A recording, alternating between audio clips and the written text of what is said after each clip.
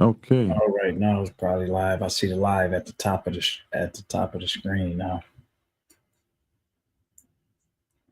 So what were we broadcasting to ourselves? Yep, yep. All right, now we're live. Black Dragon, and I'm gonna have to say, man, I want to blame everything on you, uh, for not having this stuff in order. You know, I want to apologize to all the viewers that was sitting here waiting on time that had and we were delayed. You know, I want to apologize on behalf of Black Dragon. This is totally embarrassing and unacceptable to our fans and our viewers.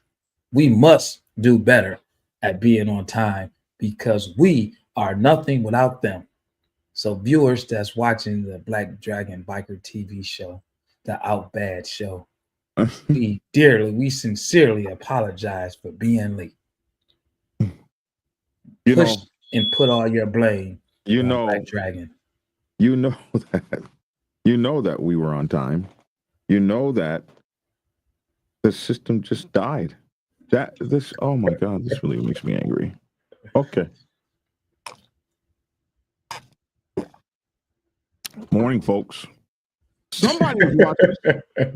Somebody's watching us. They were talking to us. Exactly. Yeah. Aztec was watching. Verisid was watching. How was it working on some YouTube but not on other? I don't get it. I don't understand. They were watching. It was showing that they were waiting in the waiting room, I guess. But it wasn't actually airing live. So when we were talking and we had all that great conversation and was saying all those great things about, we got to start all over again. It's hard to remember something that's natural. We said a lot of great things. Yeah, we can start a whole watch. All right. Hey, welcome to the show.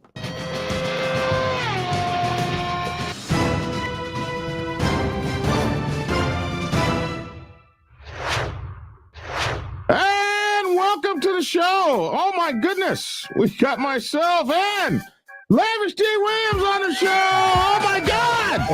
It's a beautiful day in the neighborhood. Such a beautiful day in the neighborhood. Won't you be mine? See, we were able to start it all over again. All over. Okay, well, hey, Black Dragon, man. Goodness gracious. Welcome back to another show, man. How was your day? Man, we were talking to these people. We were talking to them. They were showing up. I was talking to everybody. In some kind of way, we weren't broadcasting. This this sucks, man. All right. Good morning. Hey, starting all over again here. Two Hells Angels are facing stock fraud. Yeah, and look, the numbers are going up. People are seeing that we're actually broadcasting. This is ridiculous. Hey, two Hells Angels are facing stock fraud charges. At least they're diversifying. The statement goes. This article's kind of ugly. Things you associate with the Hells Angels are barroom brawls, drug trafficking, armed robbery. Is that they're going to do the article like that, man? They're just going to come out swinging like that. You also associate working for the Iranians. You remember we did that story where the Hells Angels are for hire and apparently doing the bidding of Iran. You remember that whole story? Mm-hmm. This is the same people that wrote that. Anyway, beating cosplay dentists with 1% patches and, of course, car shows. These are things you associate with the Hells Angels, they say. What you don't associate with the Hells Angels, they say, is white-collar stock fraud. Yet, that's exactly what the U.S. FBI is charging two Canadian members of. Yeah. Stock fraud. Stock fraud. Can you imagine? That seems interesting. They want to extradite two Canadians back to the United States to have them stand trial. Here's my thing. Can they just like pool two Canadians to America to charge them here like that? Can they do that? Hey, do they have extradition? You can't just like take a citizen out of another country. Hey, Putin, send us Ragastastakula over here, so we can charge them with something. Can they do that? I guess so. That you need to be careful because you do a lot of traveling. I don't want them to call you up talking about we need we need y'all to send lavish. Two members of the club, Mr. Courtney Court Vasseur and Curtis Lerner, something like that, are at the center of the incident, though that occurred 2 years ago in spring of 2022. But they're still mad about it. At the time, the FBI alleged that Vasseur and Lerner, along with two others, had been a part of a $35 million pump and dump stock scheme. What is a pump and dump stock scheme? I guess they pump them out and then dump them on your ass. They had extradition hearings in 2023 and were ordered to be sent to the United States to stand trial, but the men appealed and are awaiting their trials at present. According to the Aldergrove Star, a weekly newspaper in Aldergrove, British Columbia, Vasseur and Lerner and two other men, Canadian Dominique Calabrigo, who was living in the Bahamas, and German-Turkish citizen Hassan Sario, were all accused of a number of crimes, including conspiracy to commit securities fraud, conspiracy to commit wire fraud, multiple counts of securities fraud, and conspiracy to commit money laundering in the United States following an FBI investigation. They alleged frauds took place between 2013, that's a long time ago, and 2018. Some of the charges carry a potential maximum sentence of 20 years in prison. They're going all the way back to 2013 on some bros? Yeah, that means they was doing a lot of research.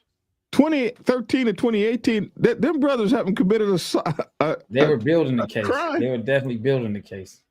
Kind of like what they did to the Mongols. They investigated those guys 11 years before they finally brought the case. Everybody was damn near dead when they brought the case. As for white collar links, the newspaper does a great job in laying out the case against the two, linking Vasseur and Lerner to multiple other fraudulent cases, including Lerner, who was a senior executive at the British Columbia firm Eron Mortgage Company.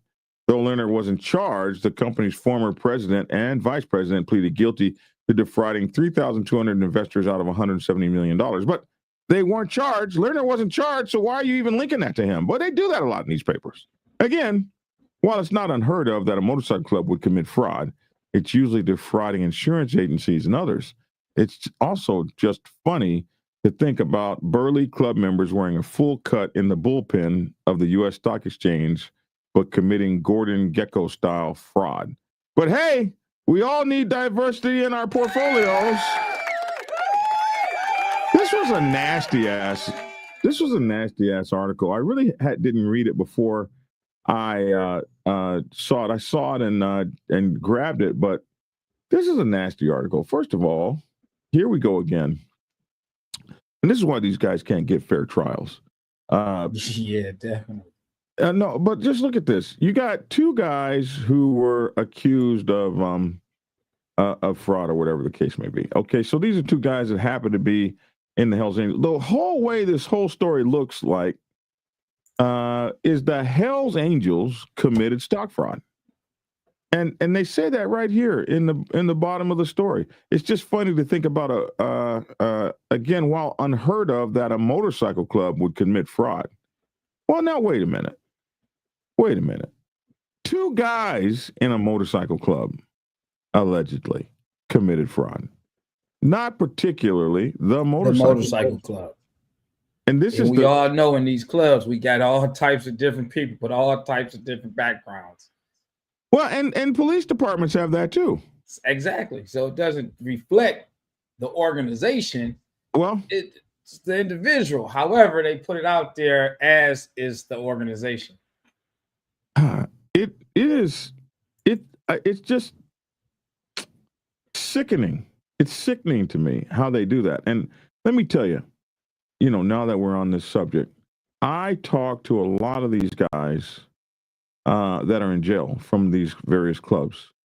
They call me up, and a lot of them. I've been getting a lot of calls lately for my new service that I've started, which is I'll go to court as a court expert for you. When they start bringing in these gang experts and they start saying all this crazy stuff, you can hire me. So people have been calling me for that. And hold on, you're going to court as an expert. You don't you don't think I'm an expert?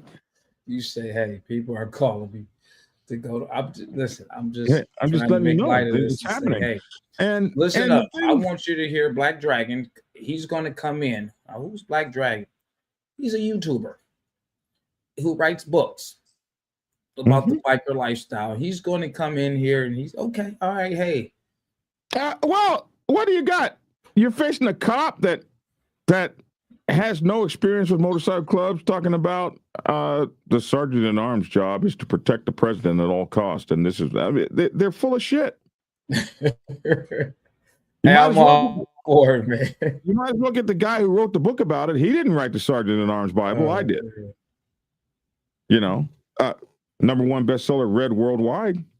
So right, yeah, I'm a better damn. I'm if all you got is that, and they got them, you need me.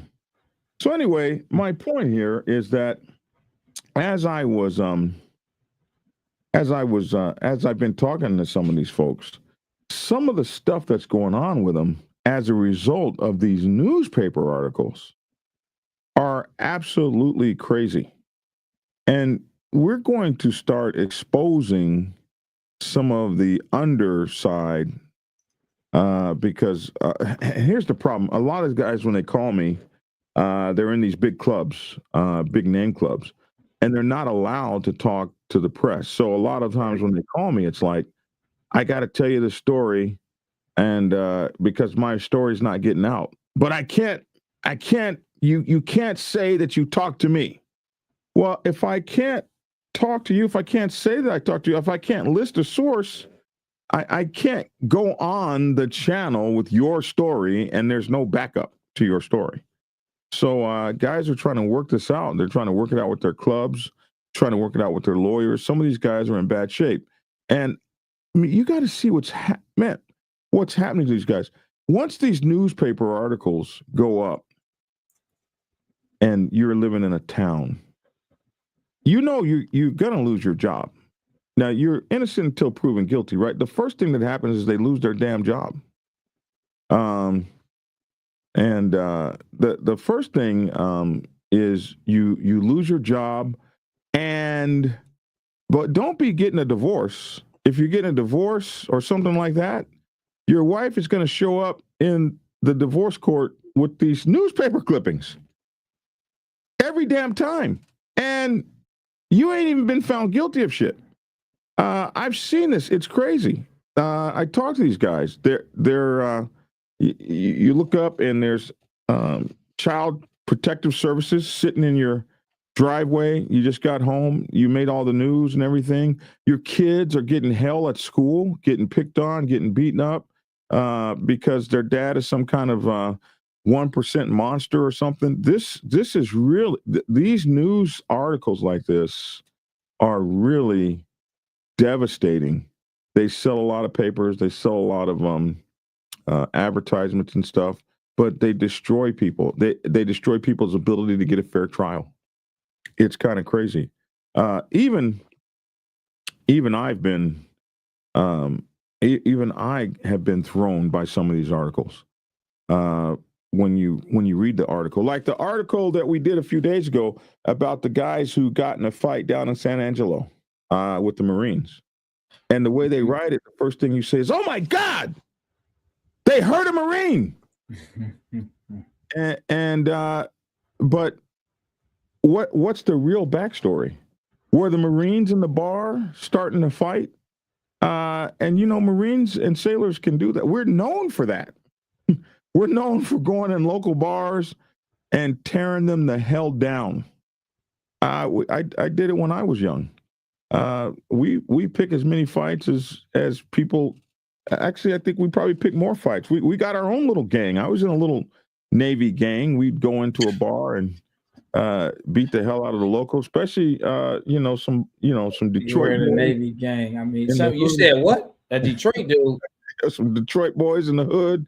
Boy, Man, I don't don't know play about with that. us, man. I mean, what was your gang name? Like the Anchors?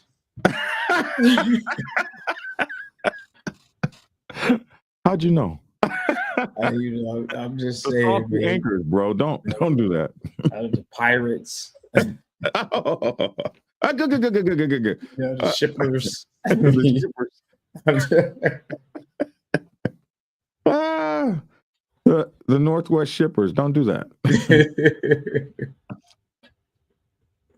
But we hear these stories, and a lot of times they're just one-sided as hell, and they're one-sided against the club.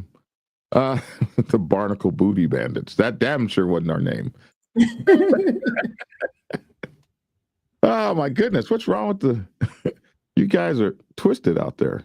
So in any event, we have to when these guys are going to jail and stuff, man, and they're putting these big huge. Papa Penguin said, Marines drunk in a bar starting a fight. Never. About 100 of us never showed up to Big Helen's in San Clemente after a couple of guys in the battalion caught a beat down. Hell yeah, they showed up.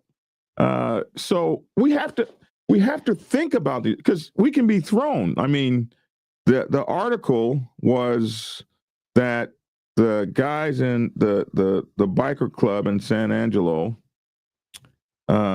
picked on these Marines and beat them up and stabbed them up and followed them outside of the bar and all of this. But I have heard some backstories that I'm not ready to go public with yet, but I have to have some more investigation, but it might not have been all that. And I have to go way back to, man, when I was young, a little younger than you, man, I was hell out there in the city. It was crazy. So I don't know, man. Somebody said the stock markets are down. A nuke threat. WW3 fear. Hey, they're gonna open up those missiles and let a week before he leaves office. A week before Biden leaves office, he tells everybody, okay, you can use the missiles. Now, why not last year? Why not this whole 4-year presidency? Them guys have been asking, can we use the long-range missiles? Hey, we need the long-range missiles, man. Can we use the long-range missiles? No. Now, all of a sudden, it's okay to use the long-range missiles? Man, what do you think about that? Have you thought about that at all? I haven't, man, but I see stuff on the internet when I look at different people's posting. I'm hearing people talk about, man, it's going to be another war, but people get scared and say that kind of stuff often. No, but it's serious. I mean, Biden said the other day that, Russia said a long time ago, I wish the F you would. I wish you would. I wish that you would let them send those missiles into Russia. So I wish the hell you would let them shoot those long-range missiles into Russia. I wish you would. And America was like, no, we're not going to do that. We're not going to do that. We're just going to give them the missiles, but they got to dial them in. They can only go 50 miles, not 100. So this has been some bullshit. My thing is this about the war. Why? They have given. You know what $1 trillion? I mean, $1 trillion. You can't even think of $1 trillion. I definitely can't. I can't even think of $1 million.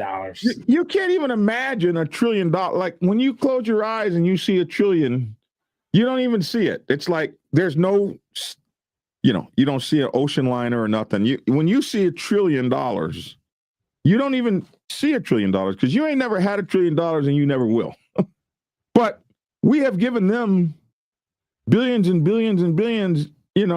When does it get to $1 trillion, right? Of dollars. We've given them enough money that the United States of America could do like we did during COVID and just not work. That's the kind of money we get. It's called redistribution of wealth. We took our wealth and gave it to who? Who over there? They don't look like they got $1 billion or $24 billion. Like, we're taking our money and putting it into the weapons manufacturers or whoever. And we give them all this money to have all these billions of dollars worth of weapons. Then we tell them you can't use them. Like, we're not going to give you what it takes to beat Russia. We're just going to give you what it takes to continue the war for the next 20 effing years, like we did in Afghanistan. What good is that? Just let them be taken, and you have a lot less casualties, and you have a lot less people dead. Of course, they lose their country, but is it our job to keep their country for them, or give them what it takes to win? One or the other, man. One or the other. But none of that was good. We just played tiddly widdly with them until we found out, till the Democrats found out they didn't win. So now on the way out the door, let's give them all the shit they've been asking for, and let's just get World War III started. Let's just start it the hell on up on our way out the door. I think it's ugly. Anyway, that's what I think. World War III. And stock markets are down. Anyway, let me ask you this. All right. But you're quiet today, man. Say something to me. I'm listening, man. You know, I speak strong on a lot of issues, man, that I'm familiar with. Others, I listen to learn. I just, that was just my opinion. Let's see.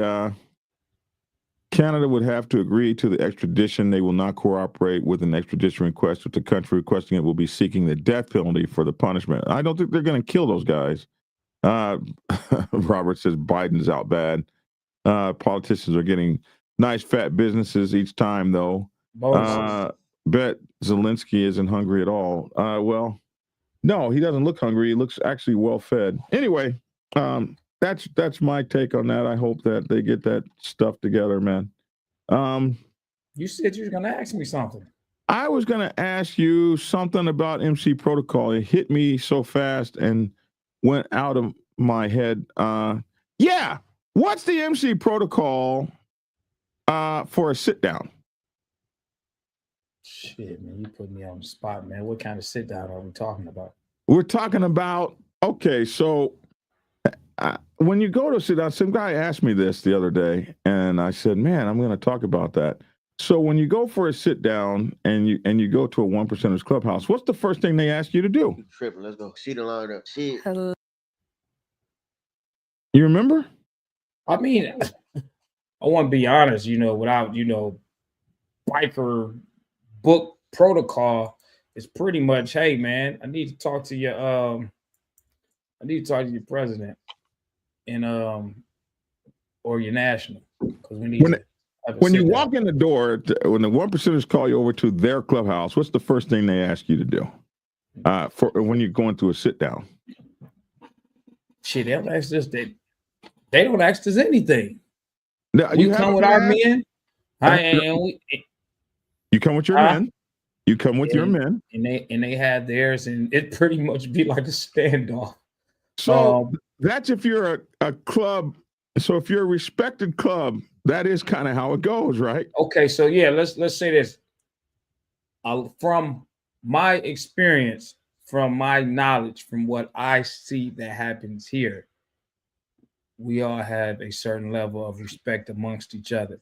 So typically the sit downs that we would or have had be pretty much based upon two motherfuckers that then got into it over some of the dumbest shit ever. So it's not a hostile sit down where people's lives are at stake, where we're sitting there knowing or thinking at any point in time, it can be guns pulled out and we're going to go out here and start shooting. So I can't speak on anything deeper than that, because anytime that we done have something, it's not like in the movies, you come to the door, we searching their men, they searching our man. It ain't happen like that. So, but that's the thing. So some guy was mad because he went to a sit down and the first thing they said was, hey, leave your guns and your stuff your guns and your cell phones on your bikes. And he was upset about that because the president of his club was kind of there with that. And and he was like, Dragon, they asked us to do that. I can't believe that anybody would do it. I thought that was funny. I was just asking, what is your experience with that? Because depending on the kind of club you have, you're not going to go through that, or you are. What has been your experience? Depending on the circumstances, because every club has different, internal problems with other clubs. Most sit downs are not done at either one of the clubs. So you are. So it tells what kind of club you have when you can have a sit down and you be like, okay, I tell you what, meet us at a neutral place. Right. You know what I mean? Because if your club ain't built like that, you're going to go to the one percenters clubhouse. They're going to call you in for a sit down. You're going to go to their clubhouse, and you're going to be completely on their terms. Correct. So a lot of the times when we have things like that, we agreed to meet at another club, and that club knows that we're coming. So is that club a support club of theirs? No. It's not a support club. We from what I experienced, man, in the times, especially being a national, it doesn't necessarily mean that. Well, it's not a support club. Let me say that it's not a support club. We might say, okay, listen, check this out, man. This is what we're gonna do. Tuesday nights, Black Dragon has the Dragon's Lair open. I want to call them up and see if we can go over there, and we'll meet over there. You cool with Black Dragon? We cool with Black Dragon. And we gonna go over there. Now, come over here with that shit. Hell no. But here's the thing. The whole point of meeting there is because it's neutral ground. We both feel comfortable.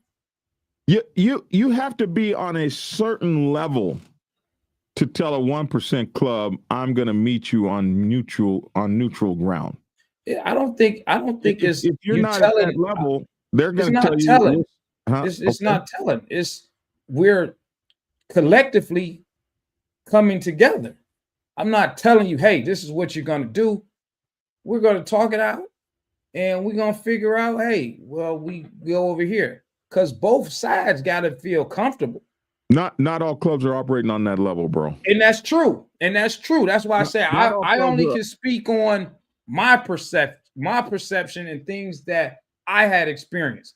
I can't speak on how everybody else's club is, because a lot of times, a lot of the stuff that goes on, and I was involved, comes with bull crap that's dealing with two knuckleheads or some woman involved. Now, don't get me wrong. We had other issues where, it was on a more violent level, but those type of meetups wasn't at clubhouses. Those were, it was like some movie shit, man. We gonna meet out. We gonna meet out away from everybody.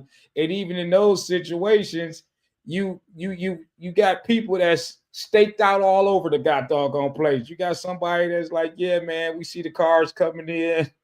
All right, man, we got somebody on the roof over here. Now you're talking. So I watch how I word certain stuff, man, because I'm active out here. Mm-hmm. So yes. I just when I be speaking on a podcast, I just try to word things a certain way, because I'm really in the midst of living this stuff and things happen. Here's the question. Is it acceptable MC protocol to go with your boys over to the one percenters, call you over to their clubhouse, and they tell you before you come in the door, you're going to disarm and leave your cell phones on the bike? So as a club, fuck y'all. If your club is built like that. Well, all I can say is that it's built like that. My club is going to say like that. Your club might be not built like that, and the answer is okay. Well, we'll leave our bikes and our guns and shit on the bikes, and we're coming in. All y'all got guns, and none of us do. No, my club is gonna say, "Fuck." Listen, check this out. Again, I have to say this: we have stood up to outlaw clubs. Won't say no names. Those that know, they know. Look at Cardinal 619 knows knives and guns stay on the bike. This happens out here. No, I've seen it I've been on both sides. Exactly. I've been on both sides of that. I've been on both sides. I have been where, yeah, we left our guns and bikes on guns and phones on the bikes. I've been there. And then I've been where, no, fuck that. We ain't doing that. No way in hell. That ain't happening. No, it's been okay. We leaving the guns and car, whatever on the bike, but we ain't. It's not as if we are. No. Those that came in just don't have anything, but it's a lot of it's heavy artillery outside. all around that place, man. And I guess it's set up, man, depending on how your club is, man. You got guys in these clubs, man, that wear these colors, and when these type of things happen, and it's that type of party, they running and they joining another club, they getting the hell out of Dodge. Mm-hmm. You know, a man is a man, and that's just that. No matter what you wearing on your back, a man is a man. And they're going to handle themselves accordingly. As a man.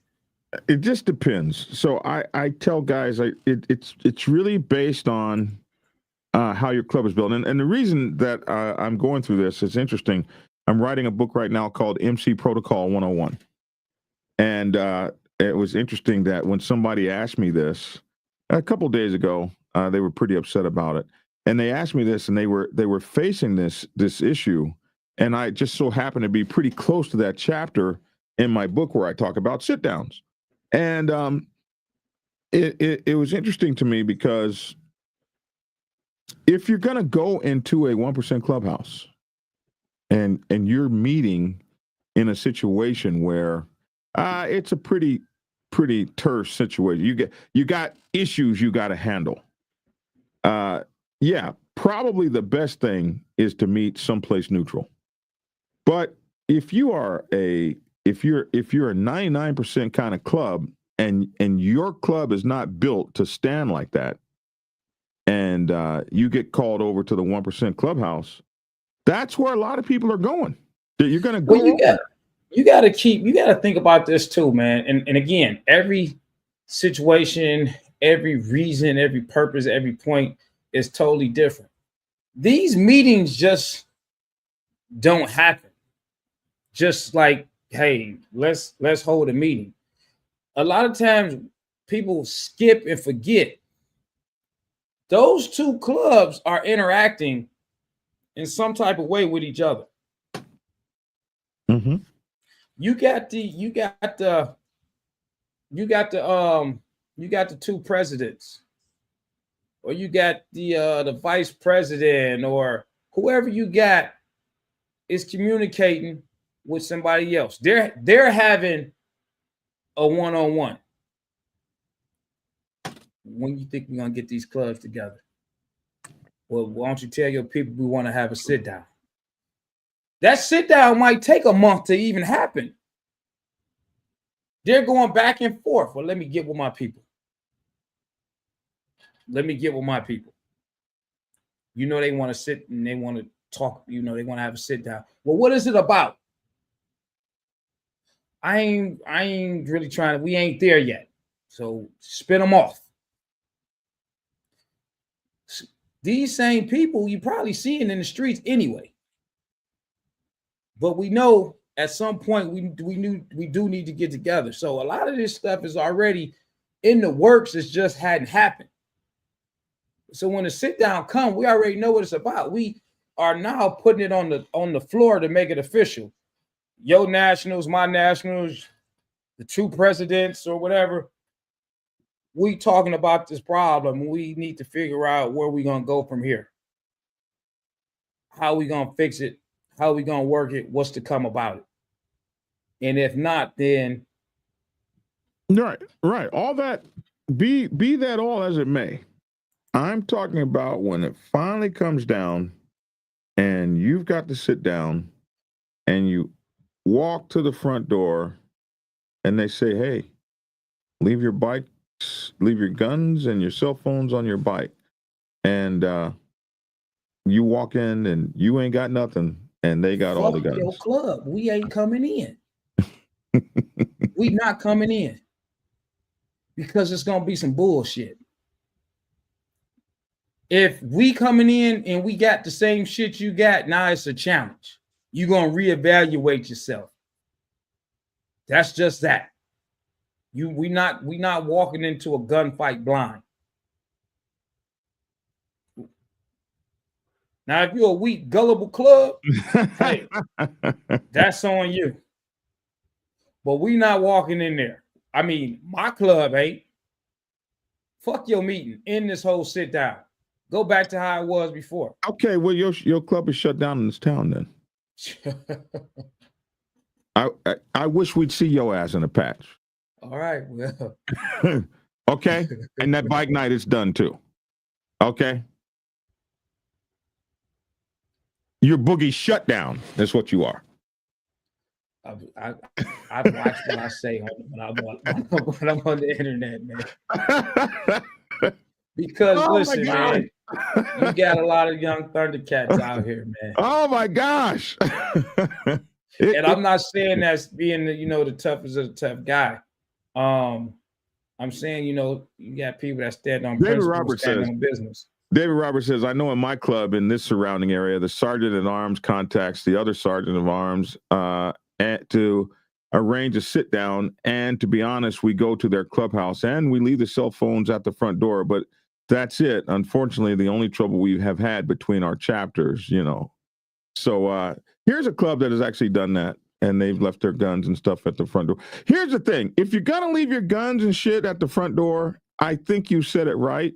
About 5 minutes ago, where you said, yeah, we left our guns and stuff at the front door, but we got a whole lot of bros out in the parking lot that to back us up. That's the way that you would do that. There's level to this game, says Carnell's 619. Know your place in this if you're in this world. He's out there, 619. He's out there in San Diego, where I come from, and he understands exactly what I'm talking about. He's out there. He's in it. Just like you, he's out there in it. So I thought it was interesting. I'd bring it up. Shadow says, 1, what's the reason for the sit down? 2, is this something that can be handled as equals? 3, how does it benefit us? Well, let's be for real. If you're a 99% club, you're not an equal. Are you? Are you? You know a lot of stuff, man. And let me say this.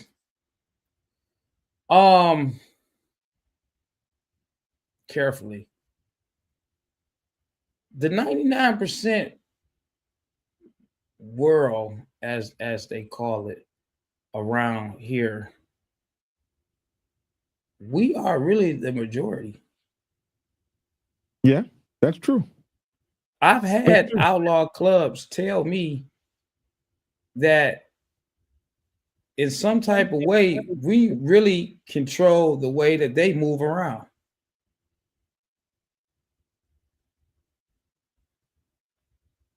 And we got more power than we know, and we just don't know how to use it. And that's why a lot of those guys are always popping up on the set. It's the same in every single community. Like, there are way more citizens than there are mafia guys. There's way more citizens than there are Crips and Bloods. There's way more in every community. The good people outnumber the organized people, the bullies or gangs or whatever you want to call them. We always have that 99%ers absolutely outnumber the one. That's why they're called 1%. There's only a few of them. The deal is that the whatever society it is, the organized groups, they have organization and they have power and they have the ability they'll get funky with it before you do. A lot of us, we're thinking about our grandchildren. We got to get to work Monday. We got things going on. We can't afford to be in jail. And I've known a lot of guys who know that part of what I'm doing is probably going to wind me up in jail or in prison or in an early grave, and it's okay with that. So a lot of those guys are more prepared to get with it quicker than a lot of us are, and this is why a lot of times they're the ones that are in control. I think that, like, and I feel like, depending on what area you are, what city you are, how your bike community is, I think that plays a big part too, man. A lot of times all these, problems come in, and I don't know if I'm jumping the subject topic type of thing, but a lot of these problems don't really happen with the outlaw clubs in the community. It happens when these out of town people come into the city, and then they cause the problems. Most places that I've been to, most MC clubs, clubhouse, and everything, they got a decent relationship with the outlaws, and it's just we're bikers. We're bikers. Now, when they have their out of town guests come for different parties and events, that's when all of the chaos starts to happen, because these people come into your city, they're out of towners, cause problems, leave to go home, and the home people got to fix all the bullshit that didn't happen. Mm-hmm.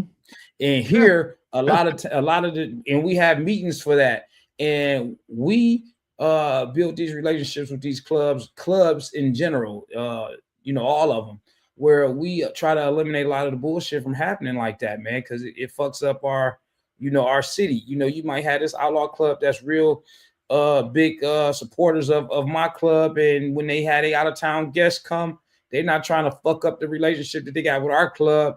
Mm-hmm. When that opposite club leaves, and it's like, shit, our people from the South came fucking up everything, and now they don't want us over there no more.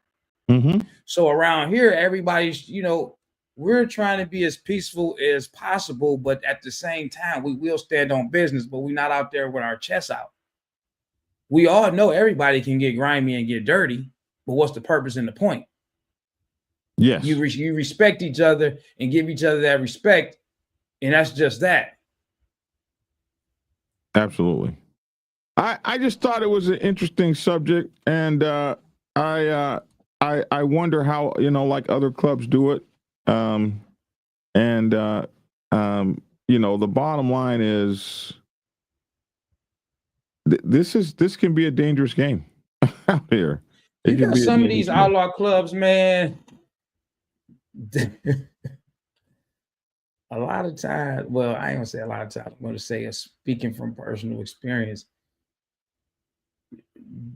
as big and tough as they are, they get a chuckle out of a motherfucker standing up to them, and they respect the fuck out, like, God damn, shit. And a lot of times you might have those people in the 99% clubs, and they, I won't say that they scared, but they're cautious because they don't know what happened. Nobody's walking into some shit trying to get their head blown off, man, to earn some stripes.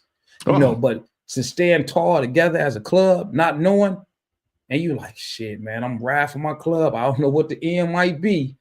I watched that, and I've seen some, like I say, man, we've been into it with some of them clubs, man, and we have held our own. We held our own, man. I don't want to go deep into stuff. Don't go deep into it. But we have got violent, physical, got back, and when people was fucking, they didn't want to come fuck with us at our club. Just different people, because oh hell no, they into it with so and so and shit, and we stood our ground, man. And then we had to sit downs and talked everything out, and worked on shit. There's a lot of stuff that go on behind the scenes, and repair shit, and kept it moving, man. Verisit says 99% to 1%. If you're afraid to go to church, they make sidewalks so the mundane can stay out on the streets. We got absolutely. Hey, listen, man. To change subjects now, I appreciate that. I appreciate. I know I was putting a lot on you because you're out in the world, and I know I was putting a lot on you, and so I really do appreciate your honest talk on that. And that's that's why I like you, man. You're starting to grow as a YouTuber and stuff. You might be where I am in a minute. Undertaker, we're gonna get you a whole new Lavish the Undertaker. That is that's your name, man. That is your name. Oh man. Man, I talk to me about this. What is this? Is this the new way of dating? I'm so old. I did that once. Did you? Yeah. Is this a show or is this girl's YouTube channel? Is this a YouTuber that put this together? So what is being done? I'm going to say that's just a trend right now because different people are doing it. Okay. I don't know who originated the whole pop the balloon thing, but it's a trend that different people are doing now. That people are doing. Okay. I'm old. I'm just now getting into this, but look at man. Can I like walk? Of course, yeah. Go ahead. Take a good look. Damn. Is this what we got going on? Did you have a choice like this, or were you the chooser, or no? I was the one holding the balloon. Yeah. Where did they find you at? How do they? Somebody come up to you in the mall and say? No. So one of the content creators here in Detroit, the first time he did it, he just called some of the people that he knew. And he called me and some other people because he just needed some people just to do it for fun. And we did it for an event at a comedy club. And the reaction from it was so damn good that they end up booking him. So he does it about twice a month there. Oh, wow. So yeah. This one, what I don't like this. Oh, your girl is thick as hell, bro. Yeah, she's definitely right. Man. So they told her to go pop two guys' balloons. Because nobody popped their balloons when they saw her. So she had to go just pop two guys' balloons off the riff. So she pops old boy's balloon there. More. And notice one thing, I've noticed that they normally back up with your girl over here. They walk forward and back up. She turned it around to the camera. Yeah, I'm glad she did because I want to see it. Damn. Go ahead. Yeah, what's her IG page so I can follow her? Your name and age. Ontario, 35. And Ontario, why did you have your balloon unpopped? Oh, I found her very attractive. I like big chesticles and curvy women, so that works for me. Big chesticles. Big chesticles. Boy, they went up and down your girl. Look at that. We're inside, indoors. It's appropriate. Different things for where you're at. It's just the code. It's just the style, yeah. But the thing about this show, man, to be honest with you, outside of entertainment, I think it's pretty stupid. I say that because unlike Love Connection, this show, it seems like everybody's that gets on here, man, on whatever end of the microphone they're on, they're always like downing each other. Yeah. It's not like, uplifting. At all. She says, I popped my balloon because he has a jacket on, this and that. And these women's lives are probably fucked up anyway. And they go on here and they try to act as if they are so much better than the next person. And, it's like a teardown show to me. Yeah. And this one is kind of funny because she gets torn down over here in a minute. Hold on a second. Yeah. You're attractive. Right, yeah, thank you. If he's attractive, why does she pop? Anyway. And then you popped one more down there. Let's head over there. Boy, mommy is thick, boy. Right. Your name and age, and why did you have your balloon unpopped? Castro, 34. Mm-hmm. And why was your balloon unpopped? She's cool. I was looking at her. She looked nice, It's fine. I really see too many things I can complain about her, make a reason to really pop it. I was just listening. Okay. Yeah. And why did we end up popping his? Too flashy. I'm not a flashy person. If you make money, that's fine and all. I just wouldn't want other people to know. Right. You just never know other people's He gonna come back, bro. If you're flashy, you just never know what you're bringing on. Sure. That's all. Thank you. I mean, as a man, you know, my job is to provide and protect, you know. So even though if a man's flashy, but can he make sure we okay, you know? Oh, bro says, I wish a mother would come up and try to take my stuff. Like, I'm out here, I'm looking good. What, I'm not going to look good because I'm afraid somebody going to take it? You know what I mean? Yeah. Regardless whether he's flashy or not, whatever he has. So we can't drive a flashy car, nice car, because we got to worry about somebody trying to take something because they don't have it. But the thing is, can he protect you? Can he protect you when you in these streets when we's being flashy? Yeah. We can spend money wherever you go. So we got to look at, we at the lowest of the totem pole because we scared what somebody else think. No, I think not. I'm gonna show out wherever I go. Yeah. I feel you. I feel you. I feel you. That's all. You showing out. You got that ass on, them titties out. Oh, thank you. My chains out. You got ass and titties out. Yeah. Oh my God. You got ass and titties out. Is that you got ass and titties out? I can't have my chain out. I mean, you can have the chains out. I think for me, it's just I've had situations with guys that are very flashy and things would come about that I just don't want to. And I think that's where it comes in. You know, she's had situations. That's why they tear each other down, I think, Lavish, because they've had these situations. You know, a lot of times it ain't about the guy standing there. I dealt with a guy that looked like that, and this is what happened. So this is just that one show, this one episode, man. When you go, you just look at different shows, man. I mean, this one right here is not as bad as others. You know, I done seen where the women had the balloons, and as soon as the guy walk out, pop, pop, pop. I don't like him because his shoes. I was looking at his outfit. I was looking. So these women, man, it's not. You never hear anyone want to listen to the actual person. And I get it. It's a show. It's for entertainment. You know, it's for entertainment. Hell, I want to do a lavish pop the balloon challenge myself. Watch what I tell you. For entertainment, just for laughs and giggles, because that's what we're getting entertained by the shit.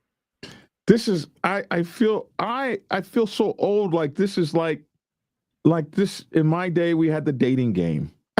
The same thing, but different, you know, like when I saw this, when I first started seeing this about a month or so ago, I was like, what the hell is this? What is these people standing with these balloons? And then I start watching it. But to me, it's kind of interesting because it's young people and where their mindset is so different from where my mindset is. Like these kinds of things are kind of funny to me because, you know, when you get a little older, you see how all that shit turns out, good or bad or whatever the case may be. But I do have a fun time looking at those girls. They some of the ones they had a one that was like 6 feet tall or something, 6'3" or something. Boy, that was fun, man. It was a lot of fun. So I don't know. I thought it was interesting how he told her he liked her chesticles, and oh my goodness, that was funny as shit, man. So this is what the young people are into, huh? Interesting stuff. Okay, so the Mike Tyson fight. Do you think it was thrown? I don't think it was a thrown fight. I just think that it wasn't a good fight. A lot of people are saying the fix was in. That's what a lot of people are saying. I don't know enough about fights to say, but one guy, Irving said, Michael Irving said that the football player, Michael Irving, yeah, he said that the contract said that Mike Tyson couldn't throw any uppercuts. Michael Irving questioned the outcome of the Jake Paul versus Mike Tyson fight, claiming it was rigged, as it looked like Tyson was restricted from using his uppercut. The 27-year-old YouTuber beat the 58-year-old boxing legend last week in a unanimous decision, with Tyson managing only 18 punches throughout the 8 rounds, which everybody thought was crazy.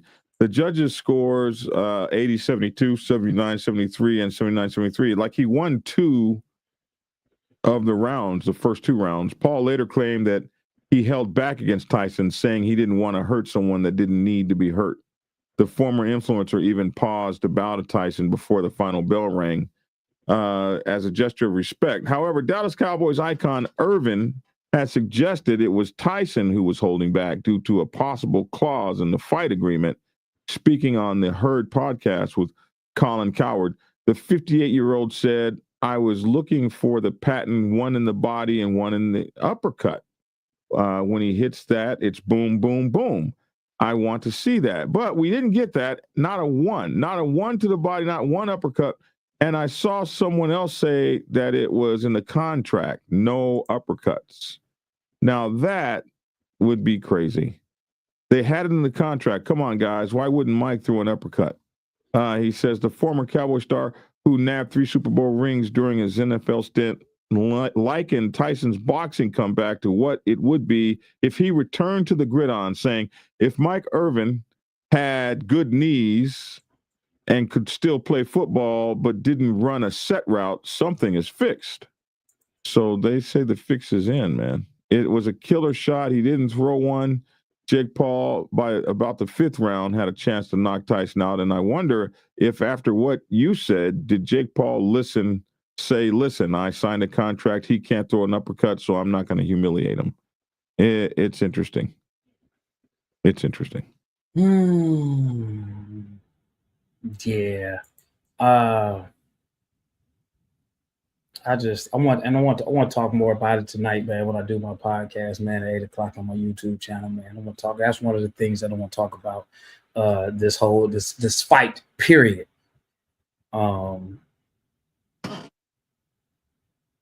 I wasn't impressed by it. I was more impressed and psyched up and amazed by the previews, the training videos. They were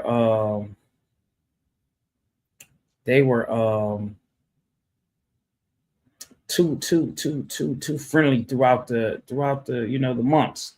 You don't see the other boxers hanging out together, football games together, doing commercials. Too much of a promo. It was just entertainment, man.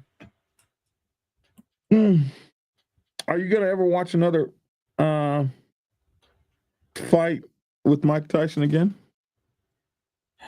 Did you feel cheated and you're not going to ever watch a fight with him again? No, I'm not going to say that. My anticipation for Mike Tyson was the same as it was when I was a child. You know, excited to see Mike Tyson fight. Now growing up, being older as an adult, and he's even older, the anticipation of seeing, somebody that you watched growing up, that was there. But I don't want Tyson's legacy to be just, killed because he's trying to continue to do something where he's not that impressive to anybody anymore. I don't think that the same hype that he gave the fans would happen again if he was to go out there and do some senior boxing or whatever. For me at this age, just the fact that he's out there, I know what my knees are like. Just the fact that he's out there. Yeah, listen, I had a competition with a kid yesterday. This kid over at the flea market, he's about your age. He was challenging an older guy to push-ups, right? And he was the guy is about my age. He was challenging him to push-ups, and I was like, "You little punk ass, I'll take your ass on." I said, "But here's the deal: you got to clap your hands and your feet in the air." And he was like, "Oh, gee, I don't know how to do that." And hey, listen, I used to be able to rip off like 25 of those, just clapping my hands and my feet in midair. Bam, bam. Hey, man. So I thought I was going to be able to just drop down and at least do 5. He couldn't even do 1. Bro, it was sad. It was sad. It was sad. The Black Dragon, I didn't have it no more. I was like, damn. And so in your mind, you're still where you were. Your body ain't doing that. So to see this man actually get his body to go 8 rounds, I'll go watch him fight every time. I wasn't disappointed at all. I wanted him to do better. As long as he's not going to get hurt. He looked a little bit. He looked a little bit in one of those rounds. He did look like he looked bad in one of those rounds. But as long as he's not going to get hurt, man. And I would rather see him fight more people like Jones. Maybe we can get a rematch with him and Evander Holyfield or something like that. I'd rather, in karate, we have a masters league. So when you start to get 50 and 60 and stuff like that, you're only fighting 50 and 60-year-olds. And so I would rather just see him fight people his own age rather than these 28-year-olds, because I don't want him to get hurt by somebody. I don't want him to fight at all, man. Mm-hmm. I don't want to. It's like when you are great, when you are a GOAT, when you are talented at what you do, you build something up. I think at a certain point, man, stop when you reach that level. After you done went up so high, stop. Well, some of these guys, they need that money, man. That's a different thing too. If you need the money, you're doing it for the money, and it's about the payday. Hey, this is what I do it for. Win, lose, draw. I don't give a damn. I'm getting it, and you can be open about that. I wouldn't want Black Dragon to be at the top of his game, and as he starts to decline, keep trying to do what he was doing and constantly declines, so that in history they're looking like, oh yeah, he's a has-been. I remember back when he used to be here, but that's what I'm speaking on when I see Tyson. I don't want people to kind of make a fool out of him, a mockery out of him, man, just to earn points, just to say, hey, I had a fight with Tyson. And yeah, we know he's older. His endurance is not the same. And oh yeah, and it goes on his record. He lost, his last fight. Then he lost with Jake Paul. Then he went out here and he lost with this one. And then it becomes, I remember when he used to win fights, but now all he does is loses. Yeah. Which is my personal opinion. I wanted him to beat Jake Paul so bad. I wanted him to knock his fucking head off. I did. I really wanted him to. But anyway, listen, man, I've had a great time talking to you this morning. You got anything coming up? I don't have anything coming up, man. Like I say, man, today, man, I would be doing my Lavish Biker podcast tonight on my YouTube channel and on Facebook in the Lavish Biker Bash group. And I'm gonna be talking about the fight that happened. I'm gonna be talking about the girls' fight. I'm gonna be talking about the Tyson fight, as well as some other things. So that's all I really got going on right now. Those girls got down, but Clarissa Shields said the right person won.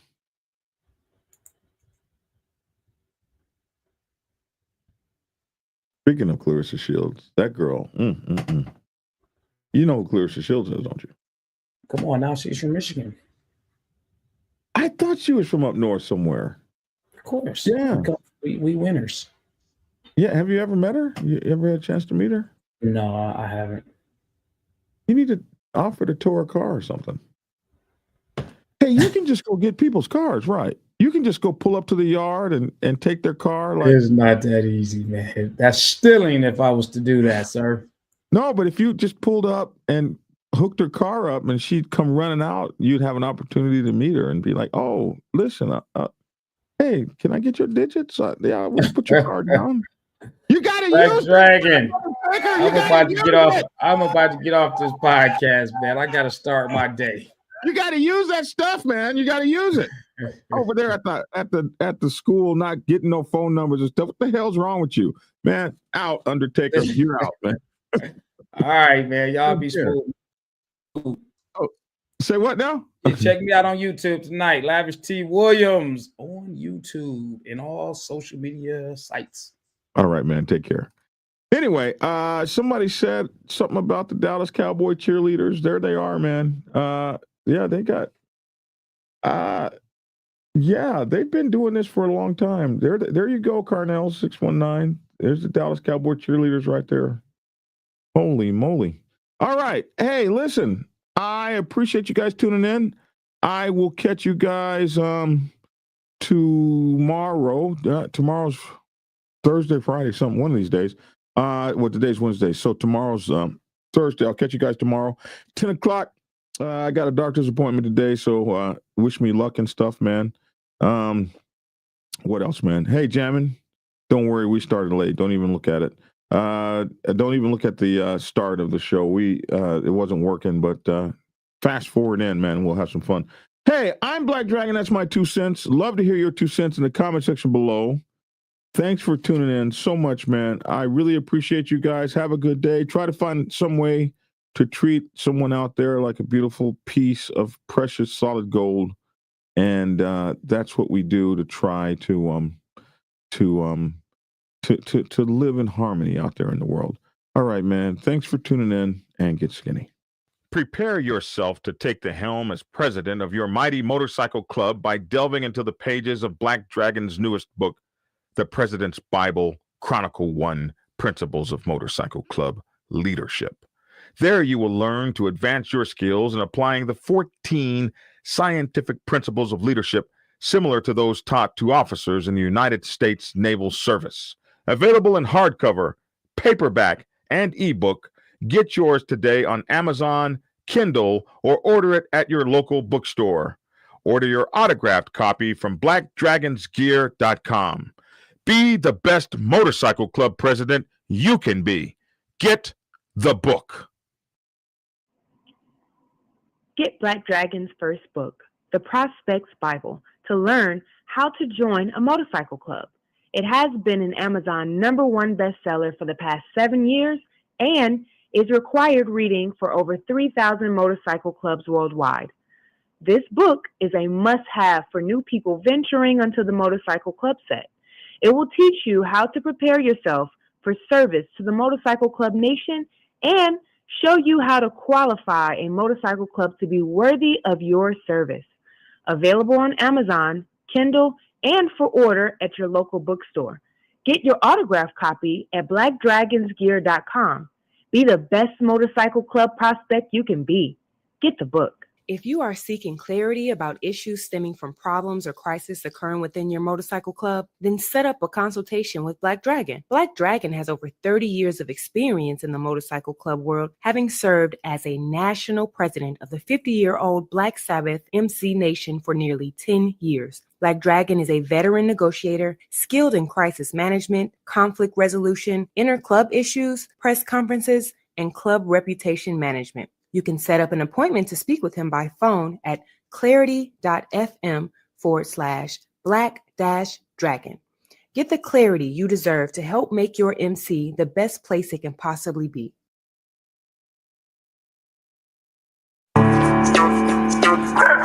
It's definitely a big issue for you too. But I'm going to talk about the 99s for a minute. What's up, I'll talk about the 99s for a minute and what the responsibilities are and what we need to think about. Because if you don't know what's going on the set, you can find yourself in kind of a curious predicament.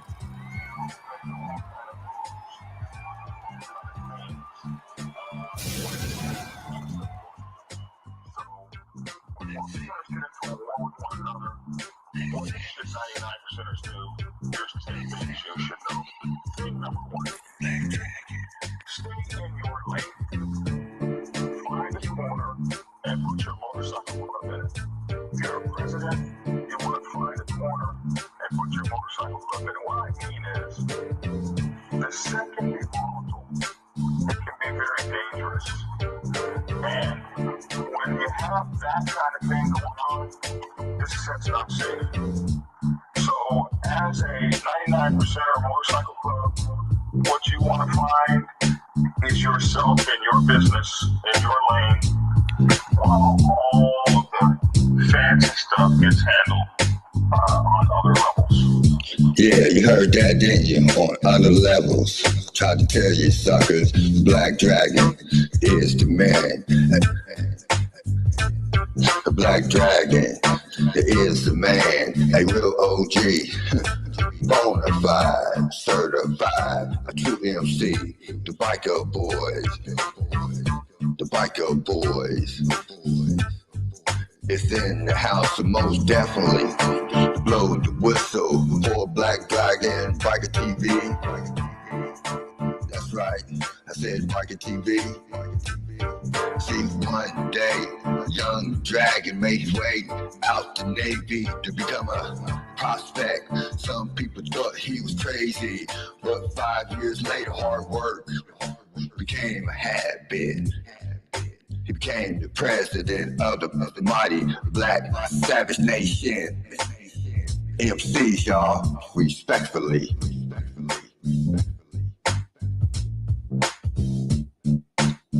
Black Dragon. Black Savage. MC. That's right, y'all. Give it a thumbs up. Black Dragon's Biker TV at its best. Oh yeah, and don't forget to get his prospect Bible book. So proud of him. Man, he just don't know. He's a real legend. And y'all know it, and I know it. That's right, Black Dragon. That's right. Glad I met you, my friend. Black Dragon. I'm the Midnight Ghost Rider. Dub V, y'all. Love you, Black Dragon. Peace. And get skinny.